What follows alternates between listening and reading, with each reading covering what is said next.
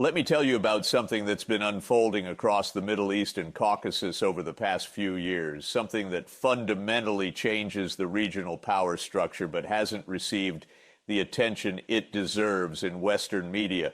Russia, Iran, and Turkey, three countries with vastly different political systems, historical grievances, and religious identities, have developed a level of coordination that's reshaping the entire region. And I'm not talking about occasional diplomatic pleasantries or symbolic summits. I'm talking about systematic operational coordination on military matters, economic policy, and regional security that's creating a genuine alternative power structure to American influence. This wasn't inevitable. Just a decade ago, these three countries were backing opposite sides in Syria's civil war. Russia was keeping Assad in power. Iran was providing Shia militias and Revolutionary Guard support. Turkey was arming Sunni opposition groups trying to overthrow the regime. They were fighting a proxy war against each other. Today, they coordinate more closely with each other than Turkey, a NATO member, coordinates with the United States. Let me walk you through how this happened and what it means, because the implications are staggering. Start with Syria, because that's where this coordination became operational reality. In 2017, Russia, Turkey, and Iran launched the Astana process, a diplomatic framework for managing the Syrian conflict. This wasn't a UN initiative. This wasn't led by the United States or European powers. This was three regional actors deciding they would determine Syria's future themselves. And it worked. The Astana process has held more than 20 rounds of talks. It established de-escalation zones. It coordinated ceasefires. Most importantly, it created a mechanism where Russian, Turkish, and Iranian officials meet regularly to divide up influence, manage conflicts between their proxies, and present a unified front against Western intervention. The results are visible on the ground. Turkey controls a significant portion of northern Syria, areas like Afrin, Jarablus, Al-Bab, with what appears to be explicit Russian and Iranian acceptance. Turkish military forces operate there. Turkish-backed militias control territory. Turkey even collects taxes and provides services. Russia and Iran could make this untenable if they wanted to. They don't, because Turkey's presence serves their interests by preventing Kurdish autonomy and blocking American influence. Russia maintains its naval base at Tartus and air base at Khmeimim, has decisive influence over the Assad government, and has become the dominant external power in Syria.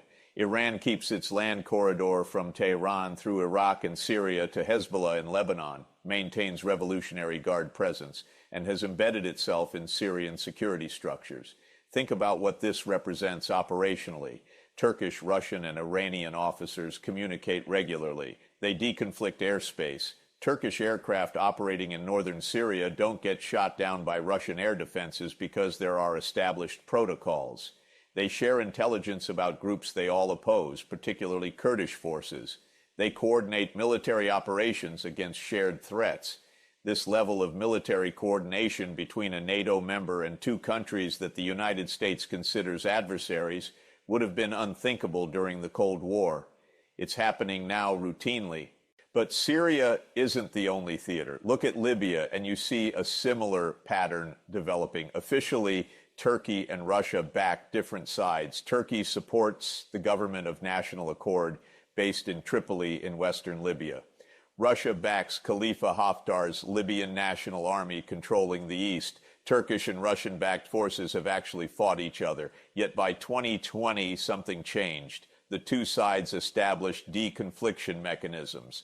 There are reports of direct communication between Russian and Turkish military officials managing the conflict. The fighting has largely frozen into a de facto partition that serves both Russian and Turkish interests.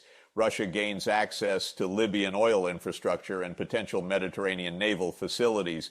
Turkey maintains influence over western Libya, controls migration routes to Europe, and can use Libya as leverage over European countries. Neither Russia nor Turkey wants the other side to win completely, so they've reached an accommodation.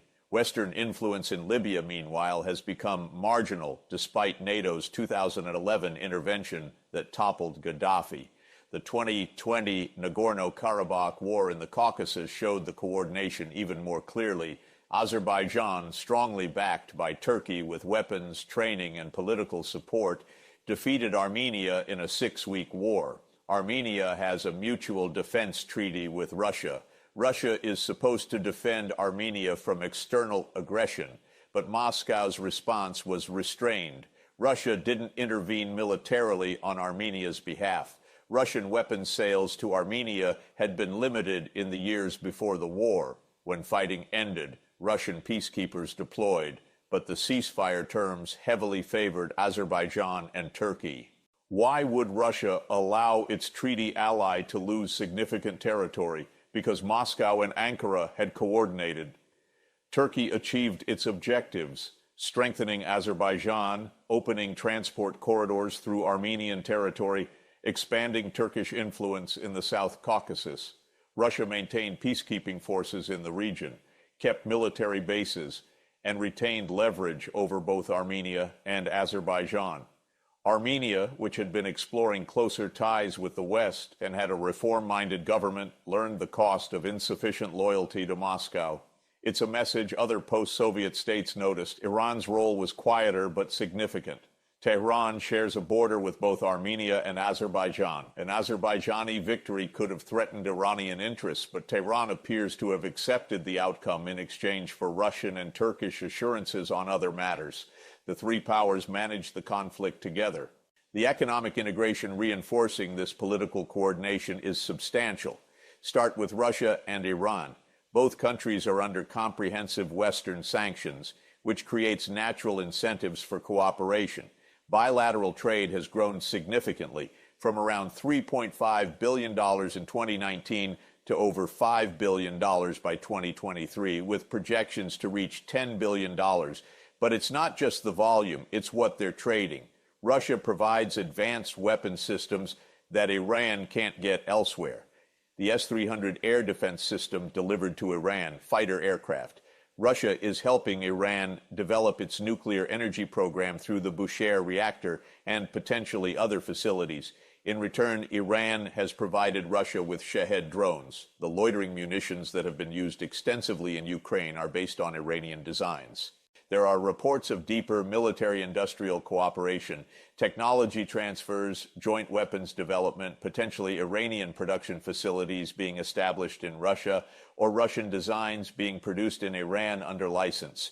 Russia and Turkey maintain even more extensive economic ties, despite being on opposite sides of various conflicts. Turkey imports approximately 45% of its natural gas from Russia, primarily through the Turk Stream pipeline that came online in 2020. That's not just a commercial relationship, it's strategic dependence that gives Moscow leverage over Ankara.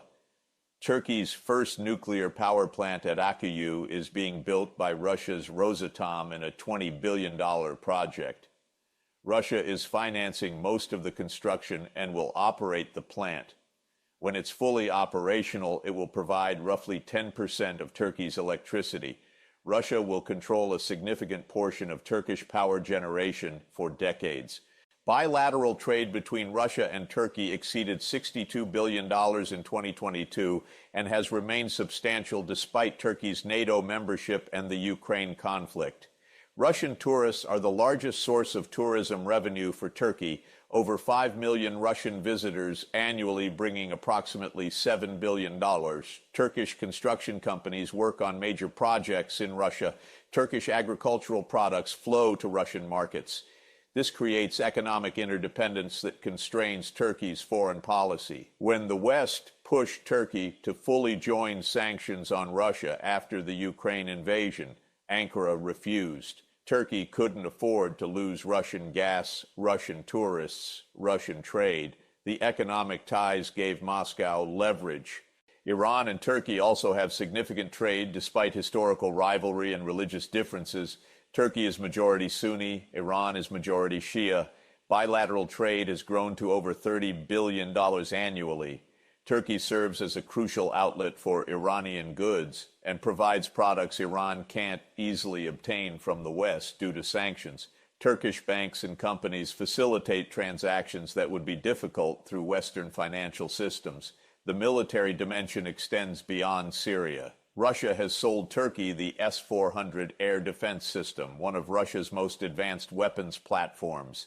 This caused a crisis with NATO. The United States expelled Turkey from the F-35 fighter program because the S-400 could potentially gather intelligence on the stealth aircraft. Turkey activated the S-400 in 2020 despite American threats of sanctions. Think about what that decision reveals. Turkey chose Russian weapon systems over American ones, accepted expulsion from a major NATO program, and risked sanctions from its formal military alliance because the relationship with Russia provided benefits Turkey valued more than maintaining full NATO integration. Russia has also upgraded Turkey's older military equipment, provided training, and there are discussions about potential joint defense industry projects. Iran has received Russian air defense systems and other weapons. Both countries are negotiating for additional Russian military equipment. Now, let me tell you why these three very different countries find coordination so valuable, because understanding the incentives explains why this isn't temporary. First, shared opposition to American dominance in the region. All three see the United States as the primary obstacle to their regional ambitions. Russia wants to restore great power status and resents NATO expansion into what Moscow considers its sphere of influence. Iran has been under American sanctions and military threat for over 40 years. Turkey, despite NATO membership, increasingly views American policy as hostile, supporting Kurdish groups Turkey considers terrorists, imposing or threatening sanctions, restricting arms sales, lecturing about democracy and human rights. This creates common ground. When the United States is weakened or distracted, all three benefit. When American initiatives fail, they gain space to operate. They don't need to agree on everything. They just need to agree that limiting American influence serves their interests. Second, authoritarian governance models. Russia under Putin is increasingly authoritarian. Iran is a theocratic regime. Turkey under Erdogan has moved sharply away from democracy, jailing journalists, controlling courts, suppressing opposition. All three leaders see Western democracy promotion and human rights advocacy as threats to their regime's survival. They share an interest in defending sovereignty as non-interference in internal affairs, opposing color revolutions and regime change, and maintaining systems where power is centralized. This creates ideological affinity even across very different political systems. Third, pragmatic acceptance of spheres of influence. Unlike Western powers that frame foreign policy in terms of universal values and rules-based order, Russia, Iran, and Turkey operate on traditional great power principles. Strong countries have spheres of influence. Security concerns of major powers are legitimate. Borders and governments can change through force if necessary. This shared realist worldview makes negotiation easier. They're not arguing about principles of sovereignty or self-determination. They're negotiating concrete divisions of influence, access to resources, control over territory. It's transactional in ways that allow deal-making even between countries with very different ideologies. Fourth, complementary capabilities. This is crucial. Russia provides conventional military power, air forces, air defense systems, electronic warfare, special forces. Iran provides asymmetric capabilities, militia networks, ballistic missiles, drones, ideological influence among Shia populations across Iraq, Syria, Lebanon, Yemen. Turkey provides NATO standard military equipment and training, economic connections to both the West and the Middle East, and influence over Sunni populations and Turkic-speaking peoples in Central Asia and the Caucasus. Together, they cover the full spectrum of power in ways that none could achieve independently. Russia alone doesn't have the ground force presence across the region. Iran alone lacks air power and air defense. Turkey alone lacks the willingness to directly confront the United States. But together, they create a formidable bloc. The implications for American interests and regional stability are profound. The United States has military forces in Syria, roughly 900 troops officially supporting Kurdish-led Syrian Democratic Forces in eastern Syria. These forces operate in a region where Russian, Turkish, and Iranian forces are all present and coordinated. American troops are essentially surrounded by countries that coordinate against American interests. If Russia, Turkey, and Iran decided to make the American presence untenable, blocking supply routes, pressuring local partners, creating security threats, the United States would face difficult choices about whether to escalate or withdraw. Our Kurdish allies, who were essential partners in defeating ISIS, are increasingly vulnerable. Turkey views them as extensions of the PKK, which Turkey, the US, and EU all designate as a terrorist organization. Turkey has launched multiple military operations against Kurdish forces in Syria. Russia and Iran haven't stopped these operations because allowing Turkey to pressure the Kurds serves their interest in limiting American influence. We promise our Kurdish partners protection, but our ability to deliver it is constrained by the fact that doing so would mean confronting a NATO ally who coordinates with two major powers. Regional conflicts are increasingly managed without American participation or even consultation. The Astana process on Syria doesn't include the United States. The 3+3 format proposed for the South Caucasus, Russia, Turkey, Iran, plus Armenia, Azerbaijan, Georgia, excludes external powers. When the 2020 Nagorno-Karabakh war ended, the ceasefire was negotiated between Russia, Armenia, and Azerbaijan with Turkish involvement.